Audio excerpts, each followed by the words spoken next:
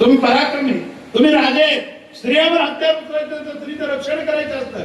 महाराज हे वागणं तुम्हाला शोभत नाही. अरे वसुदेवा, हिच्या पोटी जन्माला येणारे लेकरं मला मारणार असतील तर हिला कशाला ठेवायचं. आणि म्हणून त्या ठिकाणी वसुदेवाने सांगितलं काळजी करू नका, आम्हाला जेलमध्ये ठेवा. 8 लेकरं होईपर्यंत जेलमध्ये राहू द्या आणि तेवढे तुम्ही मारून टाका, तिथून पुढचा आमचा आम्ही बघू. कंसाला युक्ती पटली, बहिणी वाचतील, शत्रूही म्हणतोय. जेलमध्ये टाकलं. 1 2 3 4 5 6 मारले. 7वा गर्भपात झाला. 8वा देव जन्म झाला. आणि देव जन्माला येत असताना कंसाच्या मनात भीती, आता 8वा येणार, आता 8वा येणार आहे. 1000 सैनिक या ठिकाणी जागे ठेवलेले, कुंभ लावलेले रात्रभर या ठिकाणी आणि दिवसभर पहारा चालू आहे. कडेकोट पहारा चालू असताना भगवान परमात्मा अष्टमीच्या दिवशी बुधवारच्या रात्री 12 वाजता आणि गोकुळामध्ये मथुरेमध्ये कंसाच्या कारागृहात जन्माला आले. त्यावेळेस कंसाच्या कारागृहामध्ये भगवान परमात्मा जन्माला आले.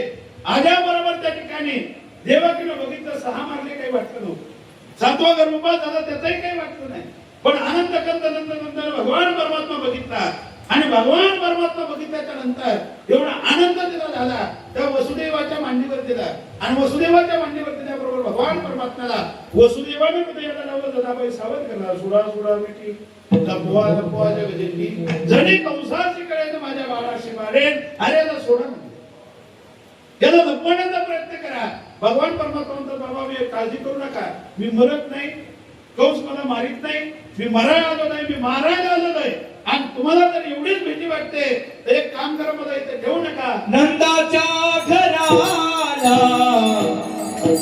नंदाच्या घराला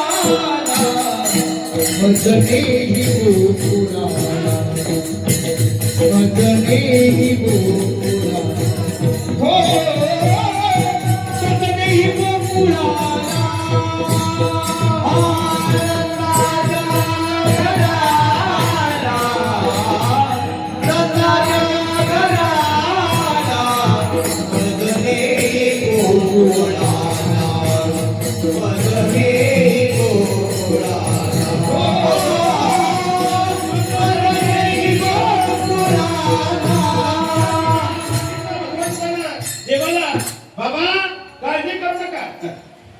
भीती वाटते का? हो दादा, भीती वाटते. बोलू लागले झाली. 8 वर्षाचा प्रकट झाला. भागवतात म्हणलं नाही, भगवान परमात्मा 8 वर्षाचे प्रकट झाले.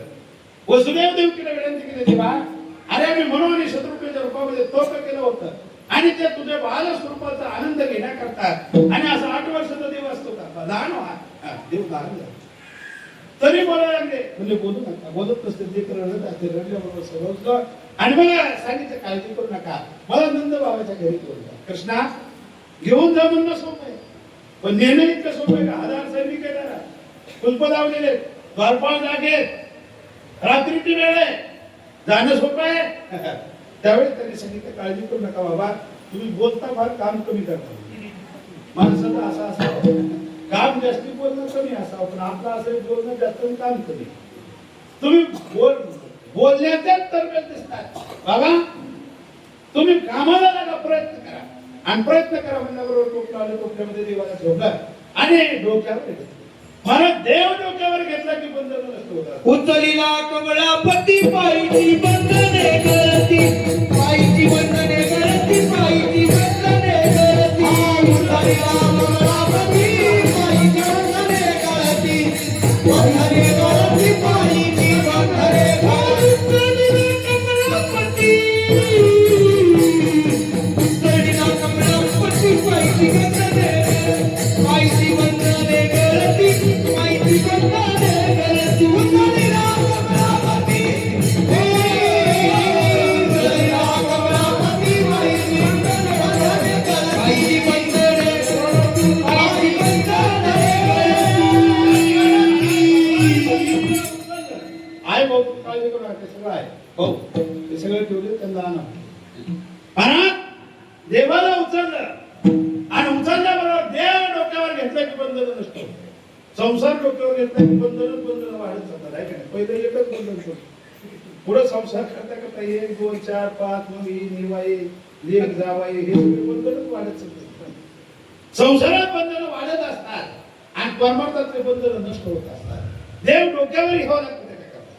आणि म्हणा वसुदेवाने देवाला डोक्यावर घेतलंय आणि वसुदेवाने देवाला डोक्यावर घेतल्यानंतर उचलेला कमळापती पायीचे पंतने गळती हातापायाच्या बिडाचे दूध दिले. दरवाजे उघडले, दूध झोपलेले आणि मग भगवान परमात्म्याला घेऊन आणि गोकुळाच्या दिशेने निघाले. मी भागवतामध्ये बोलून गेलो, देव डोक्यावर घेतला की संकट येत असतात. तुका म्हणे देव आला ज्याचे घरात आणि त्याच्या पुढेच राह संसाराशी. आमचे महेश शेठ सांगत असतात, या देवाच्या नादी लागायचं, महादेवाच्या नादी लागा. पैसा पाहिजे का? कालीच्या नादी लागा.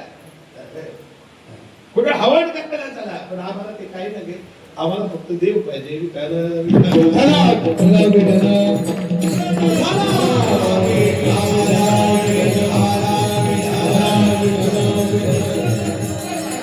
तुळशीची माळ आणि कपाळाला बुक्का आणि ते देव भक्ताला बुक्काच लावतो.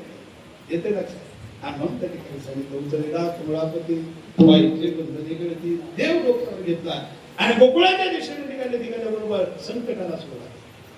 भगवान परमात्म्याला डोक्यावर घेऊन जात असताना पाऊस पडू लागला. मंद मंद पडी पाऊस वरी छाया धरी शेष शिष्याला वाटला आता ही सेवा करण्याची संधी म्हणून छाया धरून त्या ठिकाणी जाऊ लागलेला आहे. आणि मग अशा पद्धतीने भगवान परमात्म्याला घेऊन वसुदेव महाराज या ठिकाणी यमुनेच्या तीरावर येतात. यमुनेच्या तीरावर आल्याबरोबर गंमत अशी, गुडघ्या इतकं पाणी, छाती इतकं पाणी, गळ्या इतकं पाणी. आणि मग ज्यावेळेस दाढी पाण्यात पडायला लागली त्यावेळेस देवाने विचार केला, माताला बोलत त्याच्याऐवजी आपणच काहीतरी उपाय केला पाहिजे. काय यमुना वाढत होती तुम्हाला माहितीये? यमुनेला देवाच्या चरण दर्शनाची अपेक्षा होती. तशी तर मुखदर्शनाची होती. मी भागवतात बोलून गेलो. भागवतामध्ये सांगत असताना सांगितलं देवाच्या मुखदर्शनाची इच्छा आहे. का? त्याचं कारण यमुना ही देवाची सासू नाही आल्याकरता सांगतो का. यमुना ही देवाची सासू महाराज. आणि जुन्या काळामध्ये सासू जावयाच्या समोर येत नव्हती ना. मर्यादित काळ होता. अगदी जेवण सुद्धा नव्हतं. मी बघितलं आमच्या आजी कधी आमच्या वडिलांच्या समोर गेली नाही, बसली नाही, बोलली नाही. आता मर्यादा सगळ्या संपतात. गंमत अशी, सासू जावयाच्या समोर येत नाही. यमुना ही देवाची सासू आहे. कशी सासू सांगतो तुम्हाला. लक्ष्मी समुद्राची मुलगी आहे आणि समुद्राच्या नद्या या पत्न्या आहेत. त्यामध्ये मुख्य महाराणी यमुना आहे.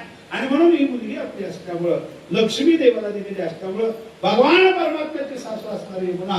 आणि यमुनेला वाटलं जावई मोठा बघता येत नाही पण लहान आहे, आता बघायला काय हरकत नाही. पण जावईच असतो. त्यानं सुद्धा आपल्या आपल्या मापात राहिलं पाहिजे. जावयानं जर गोचटपणा करायला सुरू केला तर मग ते फार अवघड असतं. लक्षात ठेवा, भगवान परमात्मा म्हणजे मी जावई, पण कोण दाखवणार नाही, पाय दाखवणार. आणि महाराज देवाना पाठीतून जावा पाय बाजूला काढला. ज्यावेळेस जावा पाय बाजूला काढला देवाला आणि यमुनेला पायाचं दर्शन दिल्याबरोबर त्या ठिकाणी यमुना मैया दुभंगली, रस्ता दिला आणि नंदबाबाच्या वाड्यावर आमचे भगवान परमात्म्याला घेऊन या ठिकाणी वसुदेव महाराज गेले. आणि गेल्याच्या नंतर माया जन्मलेली होती. मायेला उचललं, देवाला ठेवलं आणि त्या ठिकाणी मायेला घेऊन माघारी येऊ लागले. आल्याबरोबर ती माया कंसा रडायला लागली. जेलमध्ये रडत असताना रडण्याचा आवाज कानावर गेल्याबरोबर दूध जागे झाले. कंसाला जाऊन सांगितलं, महाराज तुमचा शत्रू जन्म झाला. कंस धावत झाला. माया होती जी मोहित करणारी. देवकीला बघितलं काय सुंदर लेकरू, काय सुंदर मुलगी. आणि कंसाला सांगायला सुरुवात केली, अरे कंसा पोरग नाही पोरगी, हे जर मोठं झालं तर तुझ्या पोराला सून म्हणून देते. एवढं तरी राहू दे. कंसाला पोरग असो का पोरगी, त्याला मी ठेवत नाही, आठवणी मला मारणार आहे. कंसाने हातातून ओढून घेतला, घेऊन गेली, गरगर फिरवली, शिड्यावर आपटणार. तितक्यामध्ये ती माया तुझं लागी वदी, तुझं लागी वदी.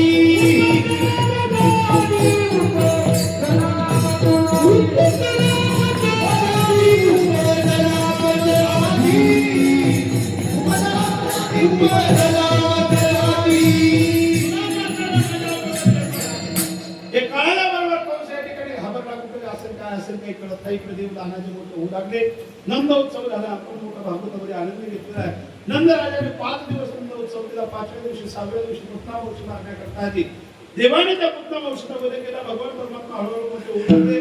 कंसाचा निश्चय झाला. नंद बाबाच्या घरी जन्माला आलेले लेकरू माझा माझा शत्रू आहे आणि त्याला मारण्याकरता कंसाने वेगवेगळ्या प्रकारचे रोज राक्षस पाठवायचे. देवाने सगळ्याचा अंत करायचा. आणि मग हळूहळू देव भगवान परमात्मा लहानाचे मोठे होऊ लागले. लहानाचे मोठे होत असताना आता 6 महिने त्याने एका अंगावर पडतात, पालथे पडू लागले, पालथे पडता पडता पोटाने सरकू लागले आणि पोटानं सरकता सरकता भगवान परमात्मा रांगायला सुरुवात तळवे तळ हात टेकी तळवे तळ हात टेकी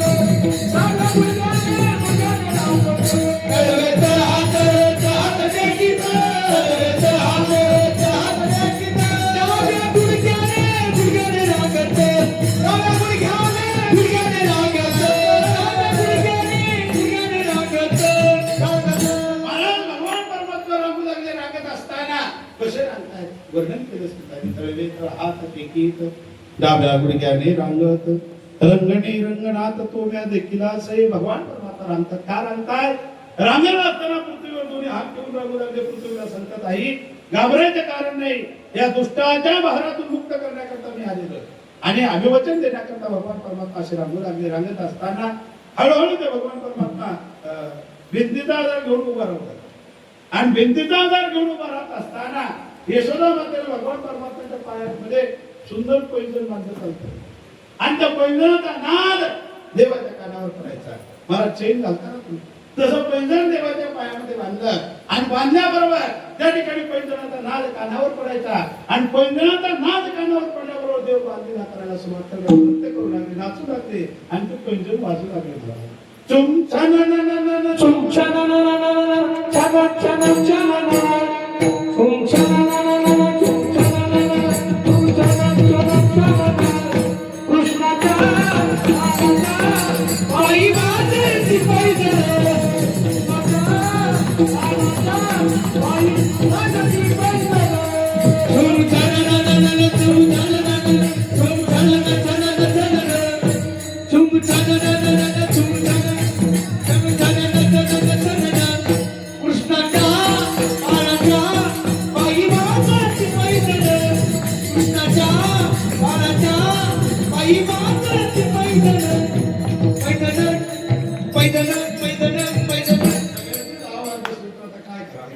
आणि महाराज वर्णन करतात. चुम छननननन चुम छननननन चुम छनक छनक छन कृष्णाच्या बाळाच्या पायी वाजती पैंजण. पैंजणाचा नाद पडावा आणि महाराज सगळ्या जगाला नाचवणारा देव त्या पायाच्या उंगराचा आवाजाने नाचू लागला. महाराज देवाधिकाने कौतुक बघत सुरुवात केली. भगवान परमात्मा आनंद पद्धतीने या ठिकाणी घरामध्ये खोड्या करू लागले आणि घरात खोड्या करीत असताना कधी या ठिकाणी दही सांडायचे, कधी दूध सांडायचे, कधी आगाऊ ठिकाणी करायचे आणि मग अशा खोड्या आनंद पद्धतीने करायला लागल्यावर यशोदा माता त्रस्त झाली आणि यशोदेला सांगितलं, कृष्णा अशा खोड्या करू नये बाळा. खोडकर लेकर आवडतात पण आधीच खोड्या करायला ते जमतं का? आधी खोड्या जमत नाही आणि मग त्या ठिकाणी काय करावं काही कळत नाही आणि मग एक म्हातारीला आणि यशोदा माता बोलू लागली, माझं तिकडून फारच खोड करेल, काय करावं घरात गप्पच बसत नाही. हे सांगले की ते सांगतंय, ते वरलं की हे सांगतंय, असे कुठाने करायला लागलेले.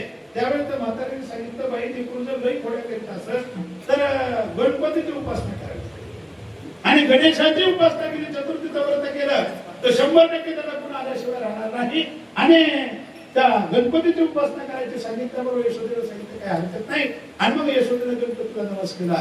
गणपती बाप्पा माझ्या लेकराने जर खोड्या करायच्या बंद केल्या तर मी 1000 लाडूचे आणि 1000 मोदक तुला समर्पित करेन, चतुर्थीचं व्रत करेन. हे ऐकलं बरोबर त्या ठिकाणी गणपतीला आनंद झाला आणि गणपतीने वशिला लावला, देवा 1000 लाडू 1000 मोदक तेवढे मला भेटणार आहे, काही त्याचा गुण तर येऊ द्या म्हणजे गुण येऊ द्या म्हणजे देवाने विचार केला एकमेकाची इज्जत राखली पाहिजे. देवाने देवाची इज्जत राखतो, आम्ही महाराज एकमेकाची इज्जत राखतो, राखावं लागते, मला सांभाळावं लागतं आणि मग सांभाळायचं म्हटल्यानंतर भगवान परमात्म्याने विचार केला हरकत नाही, याचा काहीतरी गुण आला पाहिजे आणि मग देवाने एक वासुदेवे कोणी नाही केली प्रचिती तो आली यशोदेशी. महाराज एक महिनाभर देवाने अजिबात खोडी केली नाही. गणपतीनं आणि नवस केल्याबरोबर या ठिकाणी खोड्या बंद झाल्या. यशोदेला वाटलं माय काय दे काय गणपती.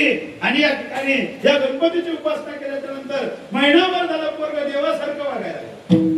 काय कसं वागायला लागलं आणि देवच होता तो. तर यशोदेला काय करा देवासारखं आणि गुणी वर्ग झालंय. हरकत नाही चतुर्थीच्या व्रत आणि चतुर्थीच्या व्रत करता अगदी गाईच्या तुपामध्ये गावरान तुपामध्ये मोदक आणि लाडू या ठिकाणी यशोदेनं बनवलेले आहेत. आणि मग हे सगळे बनवल्याच्या नंतर त्या ठिकाणी गणपती बाप्पाकडे घेऊन चल कृष्णा देवाच्या पायाला पडायला द्यायचा. देव म्हणला किती बाई मला पंच देवाच्या पाया पडायला मीच देव आणि मला देवाच्या पाया पडायला द्यायची हरकत नाही. आईची इच्छा पूर्ण करायची. भगवान परमात्मा एका हातामध्ये यशोदेला लाडू घेतले, एका हातात मोदक घेतले, एका दासीला सोबत आणि पूजेची सामग्री घेतली, देवाला सोबत घेतले. चला म्हणजे देवाच्या दर्शनाला. महाराज गणपतीच्या देवाला पुढे आणलेले तिथं लाडू मोदक सगळे या ठिकाणी ठेवलेले आहेत. येतोची या ठिकाणी दोन हार आणि या ठिकाणी माहिती आहे गणपती स्तोत्राने आणि या ठिकाणी श्री सुक्तांनी त्याची पूजन केलं आहे. अथर्व शीर्षक गायने केलं आणि सुंदर गणपतीची पूजा झाली. पूजा झाल्यावर आरती करायची. पण गंमत अशी ना त्या आरतीमध्ये कापूरच विसरला. आरतीमध्ये काय विसरला कापूर विसरल्याबरोबर यशोदेने सांगितलं कृष्णा कापूर राहिला तेवढा घेऊन ये बरं घरातून. भगवंतांनी सांगितलं आई एक तर मी देवाच्या नादी लागत नाही. तू म्हणली म्हणून मी इथं आलो. बरोबर ना व्हायचं मी काही इकडे येत नाही म्हणजे पण तुम्हीच म्हणून आहे का नाही. पण आम्ही म्हणून काय बघा मी या देवाच्या नादी लागत नाही. तू म्हणली म्हणून पाया पडायला आलोय. मी तसं पाया बिया पडायला पडत नसतो. पण तुझ्या इच्छा करता मी पाया पडायला आलो. आता जर काम लावायचे असते हे माझ्याकडे होत नाही. मग मी जाऊन आणते पण तू इथं तरी बसशील का. हो आई बसतो. अरे एवढे मोठे लाडू आहे एवढे मोठे मोदक आहे. एखादा बाजार एखादा कुत्रा एखादा या ठिकाणी प्राणी याच्यावर हल्ला करेल. हे संपण हे उष्ण करेल. भगवान म्हणजे तू काळजीच करतो काही एवढा मोठा डोका इथं बसलेला असताना काय टाकतो म्हणलं मांजरासाठी. उंदरी सुद्धा येऊ देत नाही मांजरा येऊ देत नाही. तू काळजी करू नको. आणि मग भगवान परमात्मा तिथं या ठिकाणी निवांत बसले. यशोदा माता आणि कापूर आणण्याकरता उद्बत्ती आणण्याकरता घरामध्ये गेली आणि गेल्याबरोबर भगवान परमात्मा असे मोठे डोळे गणपती खायचं हे तुला गणपतीचे या ठिकाणी थरथर गणपती कापायला नाही देवा तुम्हाला खायचं असलं तुम्हाला कधीच लावलं. भगवान परमात्म्याने ते सगळं खाल्लं आणि सगळं खाल्ल्याबरोबर आता गडबडीत खायचं होतं म्हणून गट लाडू मोदक खाऊन टाकले. पण आतमध्ये साफसफाई करायची कोण करणार. शेवटी गणपती तुमचा जाऊन पोटामध्ये गणपती बाप्पा लाडू पोटात आहे मोदक पोटात आहे. त्यातलं तुम्हाला काही खायचं असलं तर खा आणि इकडे तिकडे ते ठरवलं नाही परिस्थिती व्यवस्थित करून घ्या साफसफाई म्हणजे हरकत नाही करून घेतो. गणपती पोटात टाकला आणि गणपती पोटात टाकलं. यशोदा माता आली. यशोदेने विचारलं कृष्णा देव कुठे गेला. देवासीचा पुसे देव काय धारा आले आले वरा गाणे हरी आसे आले वरा गाणे हरी. देवासीचा पुसे देव काय धारा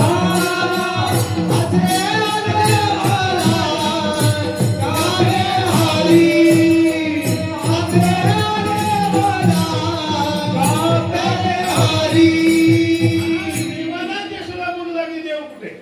देव हसायला लागला.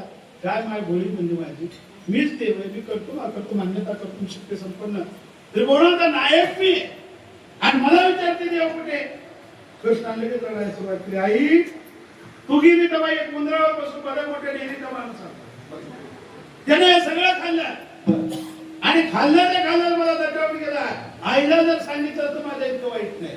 यशोदा म्हणजे माय माझं चतुर्थीचं व्रत खरंच कडक झालं काय की साक्षात गणपती येऊन खाऊन गेला. बरं गणपती खाऊन गेला ही गोष्ट खरी पण देवाऱ्यातला गणपती कुठे ते म्हणलं तेच घेऊन गेला. मला काय देवा अशा पद्धतीने भगवान परमात्म्याने घरामध्ये पोळ्या करायला सुरुवात केली. चतुर्थी संपली. पुन्हा पहिले पाणी दही सांगायचं दूध सांगायचं तूप सांगायचं आणि हे सगळं करीत असताना भगवान परमात्मा आता बाहेर पडले आणि बाहेर पडल्याच्या नंतर भगवान परमात्मा गोपाळांना बघितलं. गोपाळांनो याच्यावर पहिला अधिकार तुमचा. तुम्ही या तुम्ही खा देत नाही देवा माझ्या मागे चला आणि चला म्हणल्याच्या नंतर या ठिकाणी भगवान परमात्मा आपले संस्कार करायला सुरुवात केली.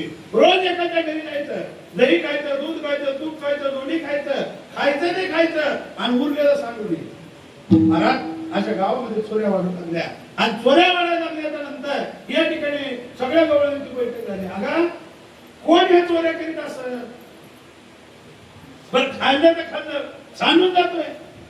आणि मग हे सगळ्या गप्पा गोष्टी झाल्याच्या नंतर त्यांनी सांगितलं आपले पोरं आणि त्या पोराचा मॉनिटर प्रश्न हे सगळ्या जाणून या ठिकाणी अशा चोऱ्या करू लागलेले. हे म्हणलं कळाल्या बरोबर या ठिकाणी ही सगळ्या गवळींची बचत गटाची बैठक बसली आणि बचत गटाची बैठक झाल्यानंतर पैसे वगैरे गोळा केले, बँकेत टाकले आणि ते म्हणजे आता बँकेतून घरी जायचं नाही, सरळ यशोदे महाराज यशोदेच्या घरी गेल्या आणि यशोदेच्या घरी गेल्याच्या नंतर यशोदेला सांगितलं, यशोदे काय भानगड आहे, तुझं पोरगा चोऱ्या करायला लागलाय, रोज नवा घर फुटायला लागलेलं आहे, पाटलाचं लेकरू आहे, असं वागणं बरं आहे का? यशोदा म्हणजे माझं चिठ्ठीच करते. आणि मग तरी असलं तरी जेवढं पुन्हा ते काय नुकसान केलं तेवढं आपल्या घरून घेऊन जायचं, एखाद्या घराने करायचं. यशोदा म्हणजे खरी माय महाराज, आईवर आईचं प्रेम वेगळं असतं. आणि यशोदा बोलू लागली माझं लेकरू कसं आहे महाराज, गुणाचे ताणे बाळ दिसताई जिरवाणे, बाळ सगुण गुणाचे ताणे बाळ दिसताई जिरवाणे, बाळ सगुण गुणाचे ताणे बाळ दिसताई जिरवाणे, बाळ सगुण गुणाचे ताणे बाळ दिसताई जिरवाणे. काय सांगता गाणे गे गोकुळच्या नारी, काय सांगता गाणे गे गोकुळच्या, काय सांगता गाणे गे गोकुळच्या नारी, काय सांगता गाणे गे गोकुळच्या नारी. बाळ सगुण गुणाचे ताणे बाळ दिसते गोजिरवाणे, काय सांगता घराणे गे गोकुळच्या नारी. श्रीरंग माझा वेडा गेला नाही दुसरा जोडा, तुम्ही याची संगत सोडा गे गोकुळच्या नारी. सांगतात की अरे सावळा चिमणा माझा गे गवळणीत खेळे राजा, तुम्ही मोठ्या ढाल गदा गे गोकुळच्या नारी. शिव्या गवळणीला देऊ द्या. आणि ज्यावेळेस चोराच्या उलट्या बोंबा सुरू झाल्या, काय काय केलं सांगा बरं तरी. आलातच ना तुम्ही एवढ्या सगळ्या बचत गटाच्या बाया, सांगा काय केलंय. आणि मग गवळ्याची सांगता गेले माझे कवाड उघडिले, हे देशिंग हे उघडिले, दया दुधाते बक्षिले उदंडिले ताकाचे. सांगतात गवळ्यात माझे कवाड उघडले, माझं दही सांग, माझं दूध सांग, माझं ताक सांग. हे गवळण बोलू लागले. परवा आला माझ्या घरात दारी दिसला होता म्हातारा, घेऊन ताकद डेरा पुढील असेल यावरी. यशोदे काय सांगा बाई, परवा दिवशी माझ्या घरी आला. मग थंडीच्या दिवस घरात चोऱ्या व्हायल्या, गावात चोऱ्या व्हायल्या, म्हणून गावात घरात जे बिनकामाचं माणूस असतं ते दिवसभर पण झोपतं, म्हणून त्याला रात्री पहारा दिला. पहारा दिल्यानंतर घरातलं म्हातारा आमचा सासरा वास टाकून आम्ही दारात झोपी लावता कोणी एवढे. मग हा रात्री आला, आल्याच्या नंतर दही दूध तूप थोडी काय खायचं ते खाल्लं आणि आल्याची परिस्थिती द्यायची म्हणून गेल्यातलं ताक आणि पुन्हा फ्रीज मध्ये ठेवलेला डेरा. येते लक्षात? ताक कशात होत आणि तो डेरा कशात होता महाराज. तसलं थंड ताक आणि त्याचा डेरा ते उचलून घेऊन गेले आणि ते म्हाताऱ्याच्या दारात झोपलं होतं त्याच्या डेअरीवर घेऊन फोडला. ज्यावेळेस त्याच्या डेअरीवर नेऊन डेरा फोडला, गोमत असल्याने म्हातारा थंडीला काकडलं, खारीवरी लाकडं घातले, शेकून नीट केलं. म्हणजे येते लक्षात? अशा कोण्या करायला लागल्या. तिसरी गवळण म्हणते अष्टनाला काढी दे अंगणी आणि वरी माझ्या घरी सत्यनारायण. आणि सत्यनारायणाची पूजा ठेवली म्हणून अतिशय वाखीव रेखीव रांगोळ आणि दारामध्ये ब्राह्मणदेव भूदेव पापणे याच्यातून टाकली. आणि ती रांगोळ काढल्याच्या नंतर हा खेळत खेळत गल्लीत आला. आल्याबरोबर त्याला विचारलं, बाई एवढी रांगोळी काढतेस कशाला? त्याने सांगितलं आज सत्यनारायण आहे देवा. म्हणजे सत्यनारायण तो म्हणजे काय म्हणतो, सत्यनारायण पूजा करायचं. असं काय केलंय? तुपातला शिरा केला.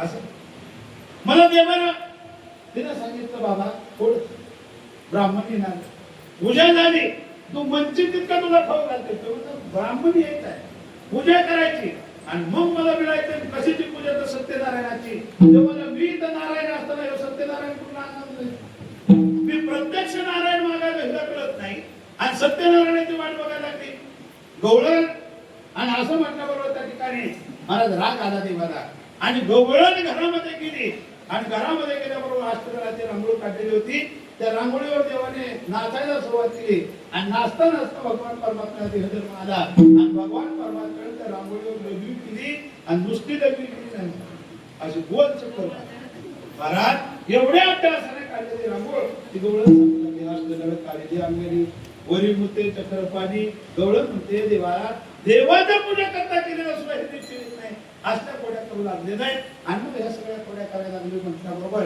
यशोदा बोलली बाई माझ्याच पोरानं गुढी केली आता काही पुरावा आहे ना तुमचं आता हे लांब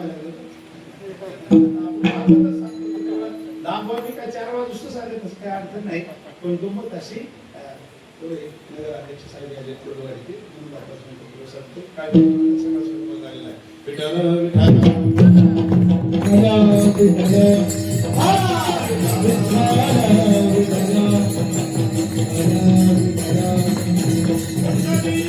हरी विठ्ठल श्री भगवान की हरी ज्ञानेश्वर महाराज कृष्ण भगवान की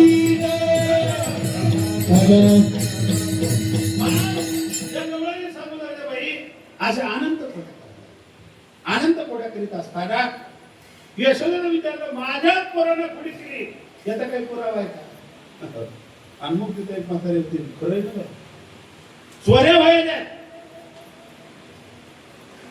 धरला तर चोर नाही तर सिंदूर चोर धरला तर बरं नाही तर सिंदूर आहे आणि यशोदा बोलले माझ्याच पोरानं खोडी केली याचा काही पुरावा आहे का तुमच्याकडे पुरावा आहे का म्हणल्याबरोबर त्या ठिकाणी ती ओळख बोलू लागली पुरावा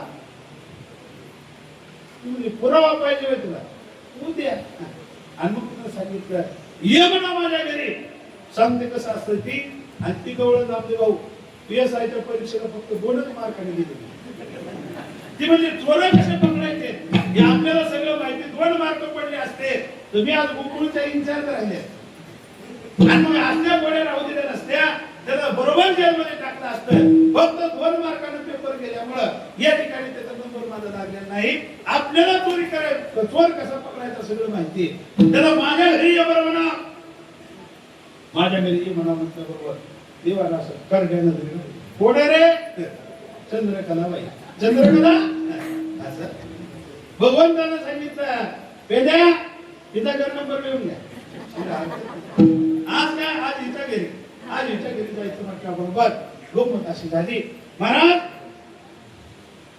रात्री सगळे ते जेवण झाले तिथे माधव जेवायला आलेले जेवण त्याला विश्रांती आणि विश्रांती करीत असतात त्याला सांगितलं माधव आज झोपायचं नाही का आज बचत गटाची मीटिंग होती मग यशोदेच्या घरी ठरली होती गावात चोऱ्या व्हायला लागल्या आणि यशोदेच्या घरी जाऊन सांगितलं तर यशोदेला सांगितलं माझ्याच पोराला चोरी केली आता काही पुरावा आहे का आणि ते पुरावा द्यायची जबाबदारी मी माझ्यावर घेतलेली आणि म्हणून आज देव आपल्या घरी आल्याशिवाय राहणार नाही आपल्याला झोपून चालणार नाही रात्रीचे 12:30 वाजले 8 वाजले 9 वाजले 10 वाजले 11 वाजले झोपायचं नाही तो म्हणला बरं हे बचत गटाचं काम आहे काही घेणं न देणं आणि कमी लावून येणं महाराज 20 रुपये जमा करतात घरातली माणसं उपाशी आणि दिवसभर बाहेर बँकेत महाराज त्या बचत गटाच्या मध्ये भाषण केलंय आणि मी सांगितलंय आज माझ्या घरी चोर येणार मी त्याला पकडून देव येणार आहे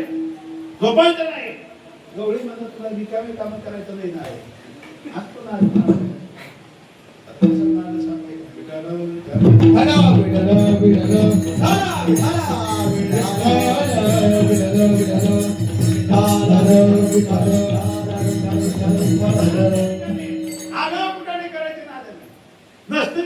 आपण कशाला किती काय बोलतो अरे सगळ्यांच्या घरी व्हायला तुझं काय करत होती नाही मी अध्यक्ष बचत गटाचे तुला बोलतो हरकत नाही मग काय आज रात्रभर झोपायचं नाही 11 11:30 12 एक दीड 2 वाजले. 2 वाजता गुरुजी हे सगळे झाले. 2 वाजले होते म्हणला बाई 5 वर्षाचा पोरं. आणि ते आता 2 वाजता कुठे येत असतील झोप म्हणणार. आणि झोप म्हणजे हे गाडी राखून थकलेलं दिवस लगेच पडलं की झोप लागली. ही बी झोपली. आता जागृत झाली पडपड झोप लागते. देवाला ओळखला नाही झोपले. झोपलेच म्हणल्याबरोबर भगवान परमात्मा आणि त्या ठिकाणी या गवळींच्या घरी गेले. ज्यावेळेस त्या गवळींच्या घरी गेले भगवान परमात्म्याला दही दूध ताक लोणी तूप काय खायचं सगळं खाल्लं. आणि हे सगळं खाल्ल्याच्या नंतर भगवान परमात्म्याने या ठिकाणी सगळ्या गोपाळांना पोटभर खाऊ घातलं. पोटभर खाऊ घातल्याच्या नंतर भगवान परमात्म्याने सांगितलं का रे तुम्ही सगळे बाहेर मी मागून येतो. भगवान परमात्मा मागे थांबले. हे ज्या बेडरूम मध्ये झोपले होते गिराम साहेब त्या बेडरूम मध्ये देवाने प्रवेश केला. आणि त्या बेडरूम मध्ये प्रवेश केल्यावर त्या ठिकाणी गवळ्याने रामायण राखलं होतं. गवळ्याने काय राखलं होतं रामायण राखलेलं असल्यामुळं अशी लांबलचक झाली आणि छातीपर्यंत त्या ठिकाणी वाढलेली मराठी गवळ झोपलेली की भगवान परमात्म्यानं त्याची दाढी हिंचविली घेतली आणि दोघांची गाठ मारली आणि भगवान परमात्मा तिथे देव निघून गेल्यावर मनात त्या काळात ती गवळ पहाटे उठायची. आता ही गवळ पहाटे उठतात पण पहाटे किती वाजता 8 वाजता. पहाटे 8 वाजता ती गवळ 3:30 अंदाज रोज उठायचा नियम असल्यामुळे 3:30-4 वाजता बंद करणार ती गवळ उठल्याबरोबर वेणीची आणि दाढीची गाठ बसलेली असल्यामुळं एकदम त्याच्या दाढीला झटका बसला आणि झटका बसल्याबरोबर ते गवळी म्हणला बाई केस पांढरे झाले. या वयात ते शोभतंय कुशल दाढी वाढायला लागली. गवळी बोलू लागला मला मस्त होऊनिया मातली दांगडी मस्त होनिया मातली दांगडी होनिया मातली दांगडी कधी भाकरी ओरावडी मजलागी ओरावडी मजलागी ओरावडी मजलागी. दाढीला झटका बसल्याबरोबर ते म्हणा मस्त होऊनी मातली धागडी मी मात्र गाई वासर गुरु ढोर चरावणात राहतो कुशाल घरात खाती बापाची माता. आणि या वयात तुला हे सुटायला दाढी वाढायची. ज्यावेळेस गवळी असं बोलला त्यावेळेस तिच्या विधीला झटका बसला की म्हणजे नातू पण तुम्ही करा मी दाढी कशाला तुम्ही ती निवडली असं म्हटलं बरोबर. त्यानं मागं वळून बघितलं दाढी दिंडीची गाठ कधी महाराज ती गाठ त्या दोघांनी सोडायचा प्रयत्न केला. महेश गाठ सुटत जाळायचा प्रयत्न केला जळत नाही. कापायचा प्रयत्न केला कापता येत नाही. महाराज बामणानं मारलेली गाठ जर सोडायची असेल तर भांड्यात का व्हायला पण 6 महिने एकत्रित राहावं त्याला काय म्हणते घटस्फोट. घटस्फोट ही बामणानं मारलेली गाठ आहे. महाराज ती जरी गाठ सोडायची असते तरी बेबनाव असताना सुद्धा 6 महिने एकत्रित राहावं लागतंय. इथं देवानं मारलेली गाठ महाराज कशी सुटावी. आणि मग गाठ सुटत नाही बाहेर यायची सोय नाही. 7, 7:30, 8, 9 वाजले. बरं मामाच्या गावाला गेले होते दिवाळीला. घरात 2 जणच होते. शेजारी म्हणजे काय झालं अजून कसं काय घर उघडलं नाही चंद्रकला मावशीने. आणि म्हणून त्या ठिकाणी का दोघं एकदाच गेले अटॅकच आला काय काही दुर्घटना तर घडली नसतं. झोपलेला उठतेच नाही झोपेला पुचकले काय असा वेगवेगळा विचार करू लागले. आणि 9, 9:30 वाजता दार वाजून थकल्यावर काही शाने करते तर ते माणसं घरावर चढले ना पाठवला काळजी घरावर चढले घरावर पत्रे उचकले. ज्यावेळेस पत्रे उचकले त्यावेळेस शिसुडी आतमध्ये पणगावर बसलेली बघितली. बघितल्याबरोबर त्याला सांगितलं मावशी हे काय लागले काय नाही हो मी माझ्या पोटावर झालंय असं कस काय गांधीच भाषेत जोरात हल्लं म्हणून त्याचा परिणाम होते असं काय झालंय. अहो ते यशोदेचं पूर काय त्यानं दही दूध कोणी खाल्लं आणि जाता जाता उगाच आमची गाठ बांधून गेला. एवढी गाठ तुम्ही सोडा बरं. तो मला देवाने मारलेली माझ्या बापाला गाठ सुटत नाही सुटता येत. पण ज्यावेळेस गाठ सुटतच नाही त्यावेळेस त्या गवळ्याला विनंती केली बाबा माझं एक काम कर काय येशुदेच्या घरी जा आणि त्या कृष्णाला घेऊन या आणि एवढी गाठ सोडून द्या म्हणा. पुन्हा कधी बोलणार नाही पुन्हा तुझ्या वाटत जाणार नाही असं सांगते वचन देते. तो गवळी म्हणला काही हरकत नाही आता अडचणीच्या कामाला मदत करावं लागते. देव निघाला आणि निघाल्याबरोबर आवाज दिला यशोदे मैया त्या चंद्रकलाबाईनं देवाला बोलावलंय. यशोदेची तोळ पाहिजे आज मस्तकाला चंद्रकला कालच भाषण आणून गेली ना आज माझ्या देवाला लेकराला बोलवती. काय काम आहे काय नाही, त्यांची गाडीची गिडीची गाठ पडली आणि तेवढी गाठ सोडायला देवाला बोलवलंय. यशोदेला सांगितलं माझं लेकरू कोणाच्या घरावर वस्तू ठेवायला जायचं नाही, ज्याला गरज आहे त्याने इथे या. आता नाही ना तुला म्हणाली यशोदेला कृष्णाला, कृष्णा खबरदार तुला माझी शपथ आहे, घराचा उमरा वाजायला जायचा. त्या गवळ्यांनी फार घराने सांगायला लागल्या भगवान म्हणजे काय अर्थ काय, आज वाद जात नाही, आज तर जातच नाही, जात नाही. आणि ज्यावेळेस भगवान परमात्म्याने सांगितलं जात नाही, ती गवळी माघारी आला सांगितलं बाई त्यानं सांगितलं मी कुणाच्या घरी आतापासून येणार, गरज असली तर इथे या आणि गरज असली तर इथे या म्हटल्याबरोबर महाराज आता नाहीला झाला 9-10 वाजलेले आणि मग इथं सगळं देवाचं सैन्य सज्जच होतं. वेद्या वाकड्या बोबड्या सुदामा श्रीधामा मधुमंगळ, कोणी डोकरं घेऊन, कोणी तुंतलं घेऊन, कोणी हलकी घेऊन, कोणी मराठी घेऊन आणि मग त्या घराच्या समोर वाद्य वाजवायला लागले. आणि वाजवत असताना हे सगळे लोक बाहेर आले. बाहेर आल्यावर आमच्या भाऊ जुन्या काळात पूर्वी बघायला जात नव्हते, बापाने ठरवायचे आणि पोरांनी करायचे, बरोबर. कोणी ज्येष्ठ माणसाला सांगितलं की तू पोरांनी ऐकायचं. आता पोरायला विचारावं लागतं वय जमतंय का, आता पोरायला नाही पुरीला विचारावं लागतं नानचिन जमतंय का नाही, नानचिन काय जमायचं नाही जमायचं भाग वेगळाच नाही, कारण लगेच 6 महिन्यात लगेच कुठवायचं. त्यावेळेस त्या ठिकाणी सांगायला लागले महाराज बापांनी लग्न केलं मस्के साहेब, जोडी बी जोड लागली, गवळण होती 8 फुटाची, गवळी होतं 3.5 फुटाची. गवळण किती फुटाची होती 8 फुटाची आणि गवळी 3.5 फुटाची.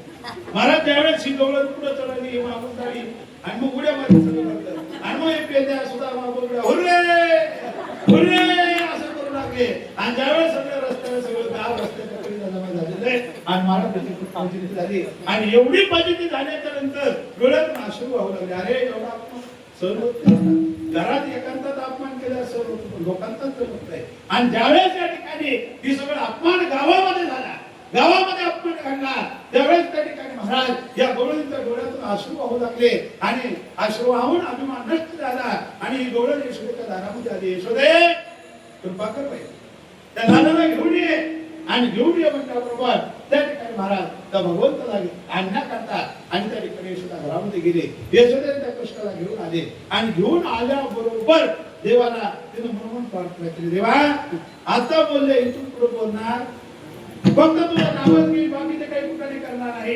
देवा मला माफ कर. आणि त्यावेळेस देवाची माफी मागितली, देवानं कृपा दृष्टीनं बघितलं आणि कृपा दृष्टीनं बघितल्याबरोबर गाठ सुटली.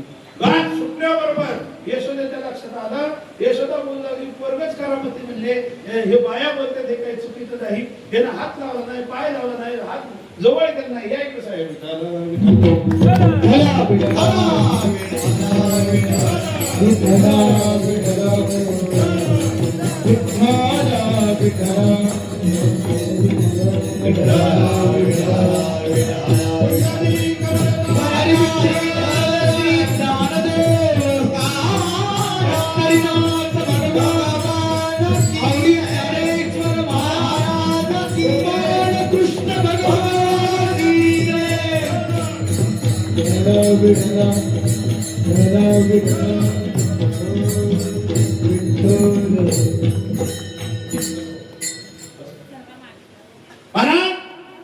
भगवान परमात्म्याने असं लीला करायला सुरुवात आणि यशोदेचं बघितलं. बस कोणती देते साहेब तुम्हाला 8 फुट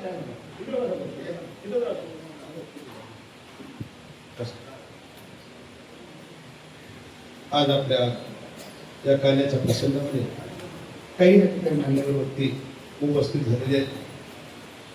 आमच्या प्रेम करणारे आदरणीय श्री दत्तभाऊ गवळी कुटुंब शहर अध्यक्ष राष्ट्रवादी पक्षाचे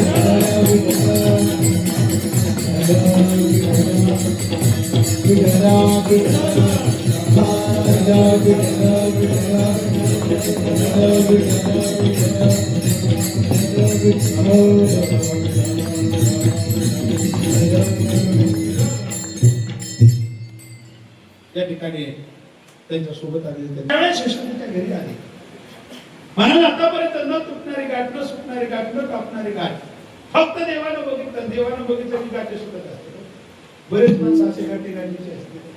आपल्या गाठी सुटावे असं वाटत असेल तर देवाने बघावं लागतं. देवाने बघण्याकरता देवाच्या दारात जाऊ.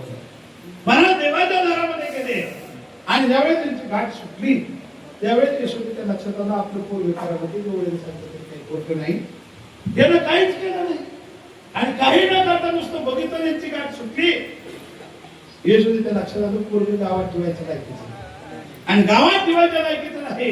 आणि म्हणून कृष्णाला सांगितलं कृष्णा आता तिथं थांबायचं मग शाळेत जायचं. शाळा म्हणजे गाई चालायचं आणि गाई चारायला जायचं म्हणजे नंतर भगवान परमात्मा सांगितलं काही हरकत नाही उद्या मी गाई चारायला जाणार. उद्या जाई मना सर्वे घेऊनी बोलना सर्वे घेऊनी बोलना सर्वे घेऊनी बोलना जाई मना सर्वे घेऊनी बोलना सर्वे घेऊनी बोलना उद्या जाई मना सर्वे घेऊनी बोलना. आणि मग भगवान परमात्मा रात्री झोपले सकाळी उठले यशोदेचा शृंगार केला. खांद्यामध्ये कांबळी हातामध्ये काठी तारी तसे देदूसा वळाले जेती भगवान परमात्म्याचा शृंगार करीत असताना मोराचा मुकुट आहे. कमरेला भासरी काठीमध्ये शिंगले हातामध्ये काठी आहे काठीला रुंगरं लावलेले आहे. भगवान परमात्मा पितांबर नेसवलेल्या खांद्यावर गोगडी टाकलेली आहे हातामध्ये शिदोरी दिलेली आहे आणि भगवान परमात्मा गाई करण्याकरता निघाले. छोटी छोटी गैया छोटे छोटे बीच भगवान परमात्मा गाई करण्याकरता जात असताना भगवान परमात्म्याच्या समोर सगळे गोपाळ आले आणि ज्यावेळेस सगळे गोपाळ आले गोपाळांनी खेळ खेळत आणि खेळ खेळल्याच्या नंतर खेळ खेळून थकले. मग भूका लागायच्या भूक लागली गोपाळांचे खांदे वार मोठी भूक काय खेळावयाचे सुखरी वार खांद्यावर झाले पोटामध्ये भूक आहे आंबरस तयार आहे पोळ्या झाल्या भजे करायचे आणि आता कीर्तन कशाला आंबवण्याचं गौरी साहेब आले आता उरकत घ्या आणि उरकता घ्या म्हणजे त्यानंतर भगवंतांनी सांगितलं काही हरकत नाही तुकाने आता खेळ मोडावा सरता खेळ मोडून टाकला आणि भगवान परमात्म्याने त्या काळामध्ये द्वापार युगामध्ये वृंदावनाच्या ठिकाणी सगळ्या गोपाळाची शिदोरी एकत्रित केली. हे राजकारणी लोकांनी सांगावं लागतं मला त्याला सर्व धर्म समभाव. आपल्याकडे जातीयता नाही आपल्याकडे वर्ण व्यवस्था होती. वर्ण व्यवस्था आणि त्याच्यामध्ये कुणी उंच नव्हतं कुणी नीच नव्हतं त्याला फळ सगळ्याला सारखं मिळत. पण आपल्याकडे हे मेकॅनिकची शिक्षण पद्धती आल्यामुळे या ठिकाणी जाती गावागावात ऐकणे प्रदेशाप्रदेश भाषावार जातीवार देशवार राष्ट्रवार वेगवेगळे भांडण लावून केले. त्या काळामध्ये भगवान परमात्म्याने सर्व धर्म समभावाची शिकवण आम्हाला दिली. सगळ्यांचा काला कुणाच्याही घरचा गोपाळ असू द्या कुठल्याही गावाचा असू द्या त्या सगळ्या गोपाळांचा काला सगळ्याची शिदोरी एकत्रित केली आणि एकत्रित केल्यानंतर महाराज भगवान परमात्म्यानं सगळ्या गोपाळांना या ठिकाणी जवळ करून दिले. भगवान परमात्मा म्हणतो भागोपाय लहान लहान लहान लहान गोपाळ जवळ घेतले मोठे मोठे लहान केले. देवाच्या जवळ लहान गेले देवाच्या जवळ जाते आणि मोठे असलेले थोडे लांबूनच असते. देवाच्या जवळ जायचं असं लहान व्हावं लागतं. तुकोबा म्हणतात तुका म्हणे लहान हवे लहान हवे लहान जो लहान होतो तो देवाच्या जवळ जात असतो. आणि मग भगवान परमात्मा या सगळ्या गोपाला एकत्रित केला सगळ्यात शिदोरी एकत्रित केली आणि ती शिदोरी तो काला खाण्याकरता देवला नाही. तेथेच कुठे देवता आकाशातून या ठिकाणी तो काल्याचा प्रसाद आपल्याला मिळतो का याच्याकरता निघाले. महाराज काला आहे पण कुणाला आहे गोपाळ. काला गोपाळाला मिळत असतो काला देवाला मिळत नाही. काला ऐकणे मोठ्या अधिकाऱ्याला मिळत नाही. इथं गोपाळ व्हावं लागतं. गो म्हणजे इंद्रिय जो इंद्रियाचा संयमन करतो इंद्रियावर विजय मिळवतो त्याला काल्याचा प्रसाद मिळत असतो. आणि मग त्या ठिकाणी या सगळ्या गोपाळांना संयोजन भगवान परमात्म्याने केलं सगळ्या त्या काला एकत्रित केला. भगवान परमात्म्याने ओळखले देव आलेले देवाला काला मिळून द्यायचं नाही देवाला बंदी घाल. देवाने विचार केला असं नाही होय तसं म्हणून म्हणले हे काला खाल्ल्यावर गोपाळ हात धुवायला येऊन येते. बघा देवाची बुद्धी कशी चालते. काला खाल्ल्यावर हात धुवायला मिळणार पण हे देव कुठे येतील यमुनेवर येतील. यमुनेत हात धुत असताना लागलेले एका आपल्याला मिळत. देव मासे झाले पण गोपाळ नाही. काय व्हायला पाहिजे होतं देवाने काय व्हायला पाहिजे होतं गोपाळ होणं सोपं आहे. देव मासे झाले पण गोपाळ नाही झाले. एवढे दुर्दैवी देव सुद्धा लक्षात ठेवा. आणि देवानं ओळखले पाण्यात मासे झालेत का मग देवाने सांगितलं करो आज कांदा खायचा आणि हात नाही व्हायचा. मग हात काय करायचा पुसायचा. कुठं पुसायचा वरायची जागा 100% हात पुसायची तिथे पुसून घ्यायचं. सगळ्या शरीरामध्ये प्रत्येक इंद्रियावर एका देवाचं वास्तव फक्त त्या ठिकाणी देव राहत आहे आणि मग त्या ठिकाणी देवाला सांगितलं हात पुसा आणि देवाला आधार मिळवलेला नाही तो काळा ज्ञानावर आहे तो करायचा त्याला आपल्याला प्राप्त झालेला आहे आणि मग त्याचं भजन करू आणि कार्याचा पुसा ईश्वर माऊली माऊली ज्ञानेश्वर माऊली ज्ञानेश्वर माऊली